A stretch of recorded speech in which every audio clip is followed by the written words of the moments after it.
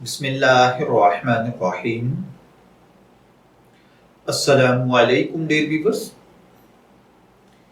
इस्लामी अहकामात पर मबनी आपके शरई favourite channel शऊर info से मैं हूं प्रोफेसर शब्बीर अहमद।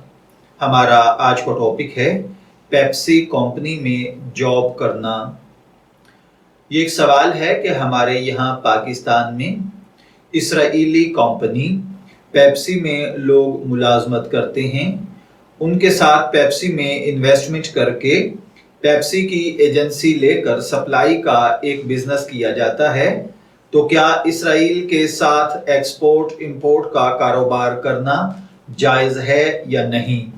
देखिए प्यारे भाइयों और बहनों, अगर वाकईतन पेप्सी कंपनी का मुसलमानों के खिलाफ जुल्म व तशद्दुद में यहूदियों की इयानत करना तहकीक से साबित हो जाए, या कहीं पर यह साबित हो रहा हो कि वाकई हकीकी मानों में पेप्सी मुसलमानों पर जुल्म व सितम या तशद्दुद करने के लिए कोई मदद फराहम करती है, फिर तो इस कंपनी में जॉब करना, इन्वेस्टमेंट करना, इसकी एजेंसी लेकर बिजनेस करना या इसमें जॉब करना शरन कतन हराम हो जाएगा।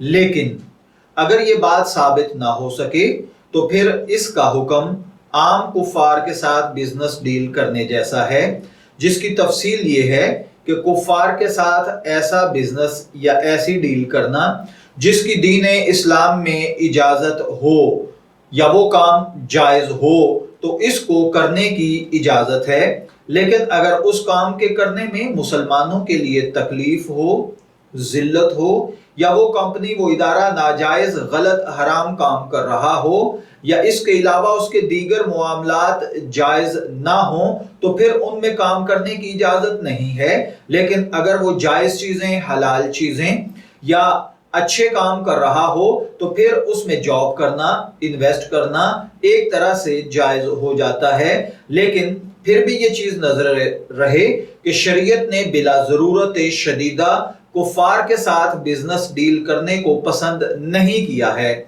लेकिन अगर वो काम अच्छा कर रहे हैं, उनकी इन्वेस्टमेंट सही है, उनका बिजनेस ठीक है, वो मुसलमानों पर जुल्म, तशद्दुद और सितम नहीं कर रहे, तो इनके साथ काम करना, इनकी जॉब करना या उनके साथ इन्वेस्ट करना जायज होगा। मैं दुआगो हूं कि अल्लाह ताला हमें इन बातों को समझकर इनके मुताबिक अमल करने की तौफीक अता फरमाए। शब्बीर अहमद को इजाजत दीजिए, फिर हाजिर होंगे किसी नए टॉपिक के साथ।